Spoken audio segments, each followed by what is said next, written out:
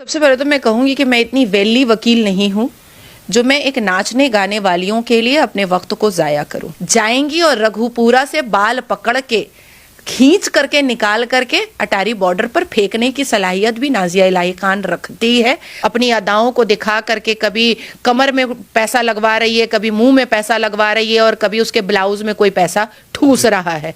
तो ऐसी महिलाओं के बारे में बात करना हम जैसे डिग्निफाइड महिलाओं के मान और सम्मान पर चुभता है, लेकिन देश की सुरक्षा की बात है तो बात करनी ही पड़ेगी। और मुझे ऐसा लगता है कि सचिन एक पतला दुबला सा लड़का, एक कम एज का लड़का, उसको सिर्फ मोहरा बनाया है उसने, और ये बहुत ही चंड औरत है। इसके बारे में पाकिस्तान के कई विधायक जो वहाँ के हैं और कई नेता हैं, कई पत्रकार हैं, उन लोगों ने साफ लफ्ज़ों में कहा है कि वो मिर्ची क्लब में नाचती थी।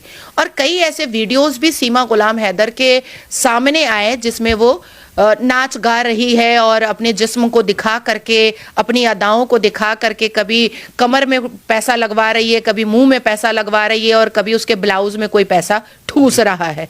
तो ऐसी महिलाओं के बारे में बात करना हम जैसे डिग्निफाइड महिलाओं के मान और सम्मान पर चुभता है, लेकिन देश की सुरक्षा की बात है तो बात करनी ही पड़ेगी।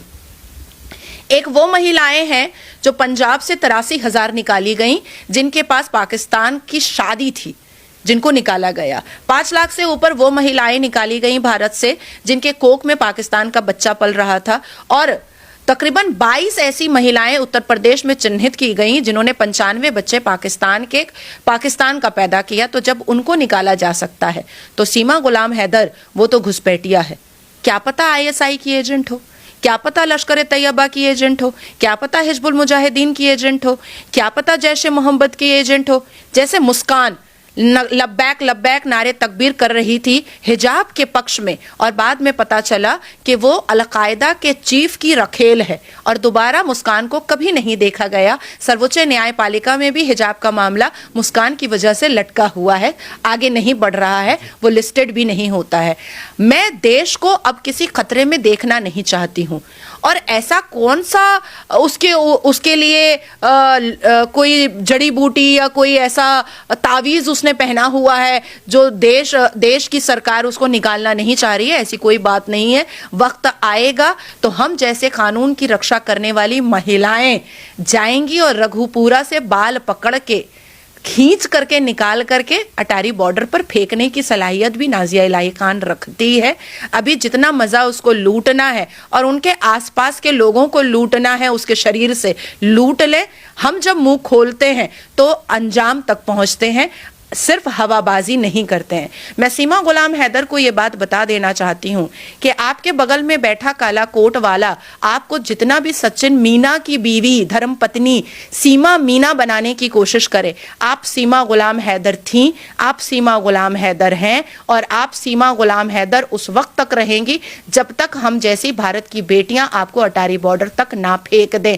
हम आप पर शक करते थे, शक करते हैं और शक करते रहेंगे। जिस सरकार का संरक्षण लेकर के आपको ऐसा लगता है कि आप बच्चा पैदा करने के बाद भारत में रह सकती हैं, फर्क सिर्फ इतना है कि हम खामोशी से करते हैं और कुछ लोग उछल उछल करके ये बताते हैं कैमरा के सामने कि सीमा को गुलाम हैदर मत बोलो, उसको सीमा मीना बोलो।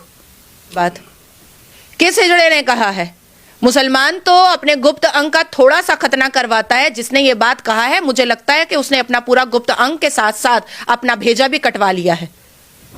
और अगर कोई भी ये बात कह रहा है कि सरकार को सीमा गुलाम हैदर को नागरिकता देनी चाहिए, तो क्या वो स्टैम्प पेपर पर और सर्वोच्च न्यायपालिका में एफिडेविट देने को तैयार है कि आगे चल करके उसके सपोले, उसके पेकोक से निकला हुआ सपोला या सीमा गुलाम हैदर अगर कुछ आतंकवादी हरकत करती है तो साथ साथ उस व्यक्ति जो उसके पक्ष में बात कर रहा है और उसके पूरे परिवार को भी यासीन मलिक का रिश्तेदार बनाया जाएगा?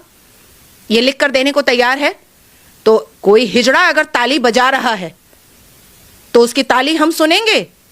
हम नहीं सुनेंगे। हम संविधान के विपरीत जाकर के काम नहीं कर सकते हैं। हम संविधान के अंडर बैरिकेड काम करेंगे, और हिजड़ों की बात नाजिया इलाही खान नहीं सुनती।